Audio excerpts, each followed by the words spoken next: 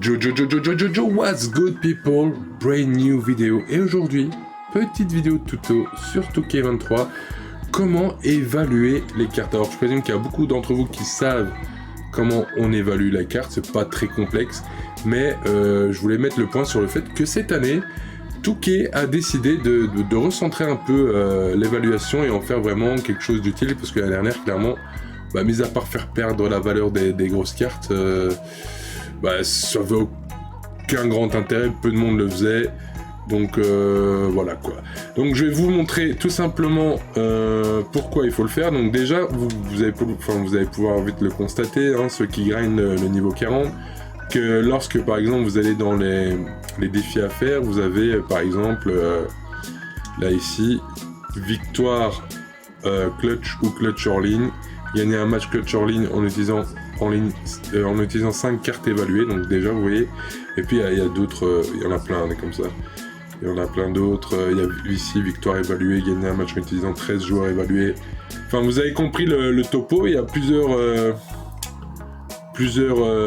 défis à faire avec ces cartes évaluées. Alors je sais pas ce qu'ils feront ça pour la première saison, mais en tout cas, à l'heure actuelle ça peut toujours être très utile de savoir ce qu'il en est, parce qu'au début je faisais mais pourquoi ils nous fatiguent avec leur carte évaluée qui n'a jamais servi à rien, mais bon apparemment c'est ce qu'ils veulent faire. Et donc il y a aussi ici les marqués 15 points de Barnes avec Scottie Barnes sur limite évalué, pas une fois ni deux fois mais 3 fois.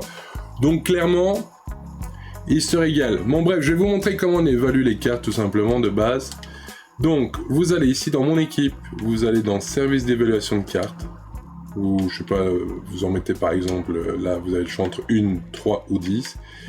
On va prendre une pour l'exemple.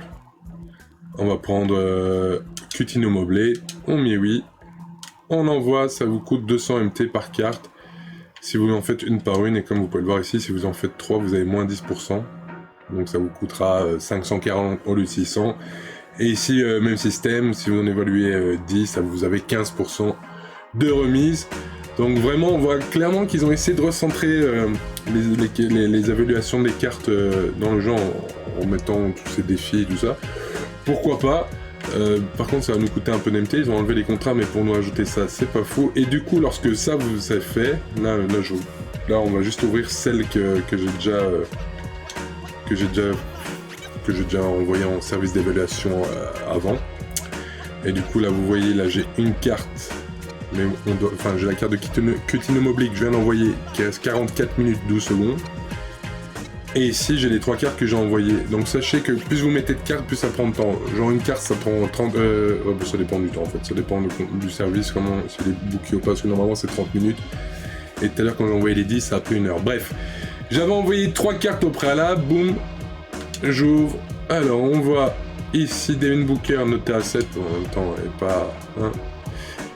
Mark Jackson 85 et Eric Smith 82.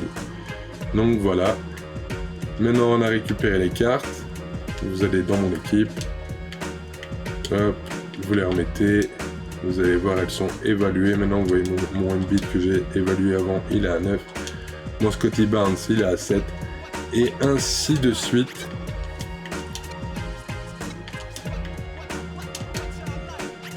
Mais après, c'est vrai que c'était vraiment relou parce que les cartes, on pouvait toutes les mettre pratiquement dans les marchés de transfert. Maintenant, il y a aussi les cartes invendables, un peu comme sur FIFA, mais bon, ce jeu. Je reviendrai dessus plus précisément sur une autre vidéo. Donc voilà, le but c'était d'avoir 13 cartes notées pour pouvoir aller gagner le match solo et avoir les 1000 XP. Donc ça, c'est une chose. Ensuite, vous avez vu, il fallait Scottie Barnes. Pas évalué une fois, ni 2 fois, mais 3 fois. Donc on va déjà réévaluer une seconde fois. Alors je sais pas comment ça se passe, je le fais avec vous en direct, parce que j'ai jamais évalué une carte plusieurs fois. On va voir si c'est vraiment le cas, ou si c'est encore un problème de traduction, mais je pense que normalement c'est supposé être ça. Et si je prends une carte... Ah ben c'est un problème de traduction, donc oubliez. On peut pas la reprendre, c'est bien ce qui me semblait, donc je vois pas pourquoi il m'était évalué 3 fois. À l'heure actuelle, je peux pas réévaluer une deuxième fois, donc c'est encore sûrement un problème de traduction. Bref, comme ça on est au courant. De toute façon, je le faisais avec vous, parce que ça me semblait bizarre, mais ça doit sûrement être un problème de traduction. Scotty Barnes évalué 3 fois, à moins que je me trompe, n'hésitez pas à mettre en commentaire si je me trompe, mais à l'heure actuelle, là, je n'ai plus accès au Scotty Barnes. Donc du coup, je pense que je ne peux pas l'évoluer une seconde fois, je vais bien essayer avec... Non, les autres options, c'est pareil. Donc voilà les gars, vous avez tout ce que vous aviez besoin de savoir sur les cartes d'évaluation. Autant pour moi-même, j'étais confus à ce sujet-là. Donc en fait, le 3 fois, apparemment, juste une fois, ça suffit. Et donc voilà. Donc n'hésitez pas à dropper votre plus gros like si vous avez apprécié la vidéo, si ça a pu vous aider.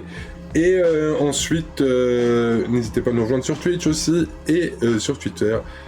Tous les liens sont dans la description. Et je vous dis à très bientôt. D'ici là, ciao!